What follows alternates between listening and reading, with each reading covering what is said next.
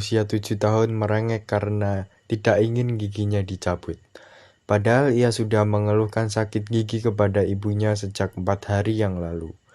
Namun saat sang ibu membawanya untuk pergi menemui dokter gigi, anak itu justru menolak dan terus merengek untuk pulang ke rumah.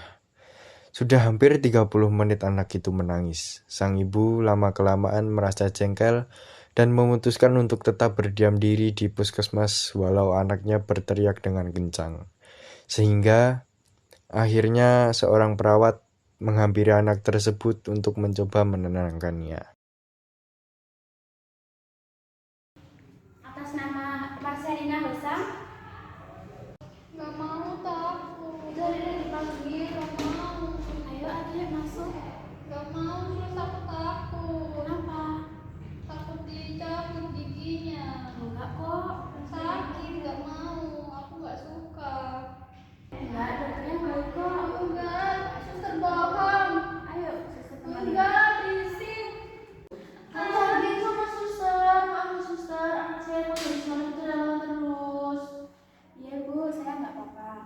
Saya ajak dulu ya. Dek, ikut suster Emi dulu yuk. Anak tersebut semakin agresif. Bahkan setelah perawat menenangkannya, sang ibu beberapa kali meminta maaf karena anaknya sudah mendorong perawat tersebut. Karena kesal kepada tingkah anaknya, sang ibu pun menjewer telinga anak tersebut sampai ia menjerit. Perawat tersebut berusaha menenangkannya dengan mengajaknya keluar. Anak yang menangis itu akhirnya menggenggam tangan perawat dan berjalan mengikuti perawat untuk melihat awan di luar dan untuk memotivasi anak tersebut. Pasti kami di luar nikah ya. Iya pasti, aja nggak keurus kayak gitu. Kayaknya emang gak toto juga sih. Ya kayak gimana gitu. Kalau nggak siap kan nggak usah nikah dulu kamu. Lo tuh masih muda punya anak. Mana anaknya kayak gitu.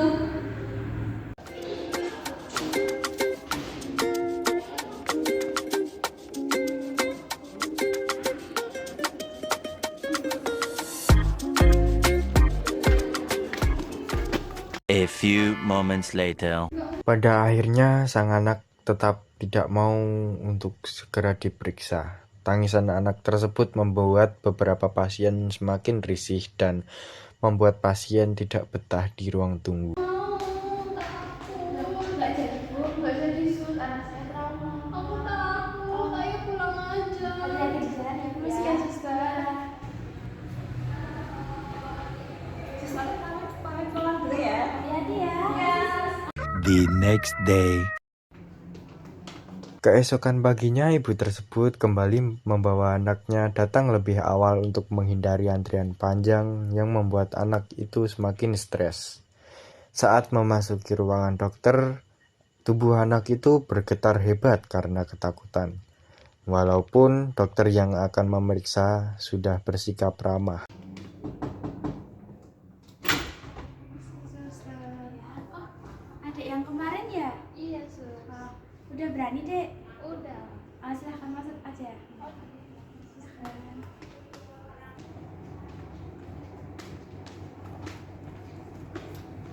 Selamat pagi adik, silakan duduk. Ibu anaknya ada keluhan apa? Ini dok, semalam dia panas, terus dia mengeluh kesakitan gigi, kemungkinan giginya berlubang. Adik, sakit giginya sebelah mana? Di sini, dok. Sakit banget. Ayo dek, dokter periksa dulu. Boleh minta tolong diantarkan sus? Baik dok. Adik, mari suster antarkan. Maunya sama mama. Mamanya minta tolong didampingi ya.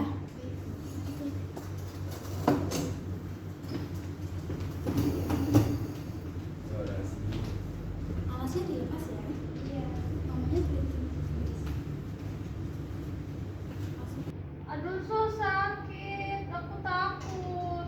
Perawat itu akhirnya menceritakan dongeng kesukaan anak tersebut agar ia tidak histeris saat dokter mengeluarkan alat-alat pemeriksa gigi.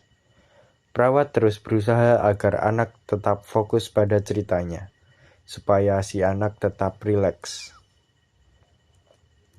Tanpa disadari anak tersebut, dokter sudah selesai mencabut gigi anak yang sudah tanggal itu. Suster ceritain dongeng ya. Iya.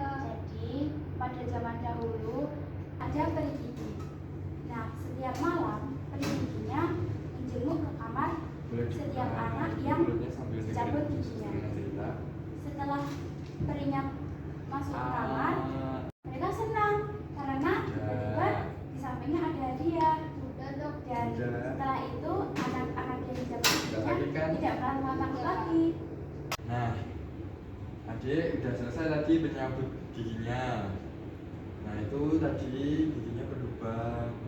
Itu karena adik sering makan manis sama jarang gosok gigi. Ibu besok anaknya jangan sering-sering makan manis dan untuk gosok giginya yang teratur ya. Nah sekarang adiknya boleh pulang. Makasih ya dok. Mari dek, saya antar.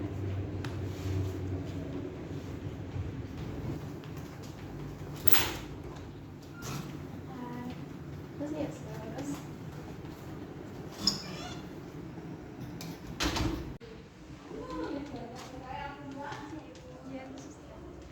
Nah, ibu, adik karena sudah selesai pencabutan giginya, adik sama ibunya boleh pulang. Nah, karena tadi dibilang dokter jangan banyak-banyak minum yang manis-manis dan makan permen, ibunya jangan diberikan dulu ya anaknya. Nah, nanti kalau adiknya ada keluhan lagi, boleh lagi datang ke sini. Jadi sus. Makasih ya sus. Baik suster, terima kasih ya suster. Dadah. Pada kasus tersebut, perawat melakukan komunikasi terapeutik pada anak menggunakan teknik verbal dan juga nonverbal. Untuk teknik verbal yang pertama, fasilitasi anak untuk merespon pada dialog di atas. Perawat selalu bertanya dan mengkaji keluhan dan karakter si anak. Salah satunya dengan bertanya kepada si anak mengapa ia takut diperiksa oleh dokter. Perawat juga mendengarkan respon dari si anak mengapa ia takut diperiksa. Yang kedua, bercerita sebagai alat komunikasi. Saat si anak diperiksa dan dicabut giginya oleh dokter, perawat berusaha menceritakan tentang dongeng favorit anak-anak yang bertujuan mendistraksi pikiran si anak, supaya ia merasa rileks dan tidak takut saat giginya dicabut. Dengan demikian, perawat berusaha membangun hubungan saling percaya dengan si anak. Dengan mengatakan hal tersebut, dan juga agar si anak bisa terhibur, agar bisa rileks saat giginya dicabut. Yang ketiga, menawarkan tindakan supaya anak bisa kooperatif.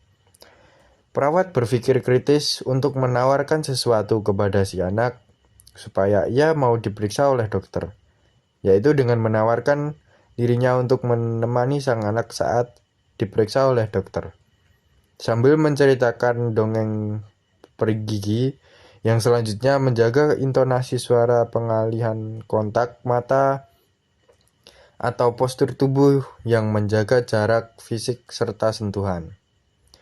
Ketika berkomunikasi dengan si anak, perawat selalu menjaga intonasinya dengan lembut supaya sang anak tidak merasa takut, dan juga perawat selalu melakukan kontak mata supaya si anak bisa percaya kepada dirinya.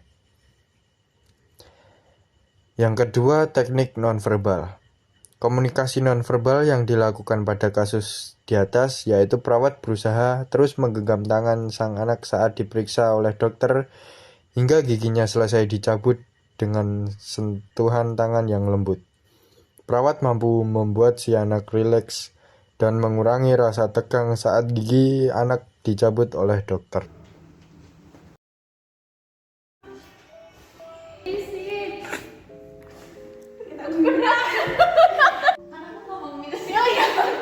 Dari semalam emang rewel terus. Saya nggak apa-apa suster. Bye.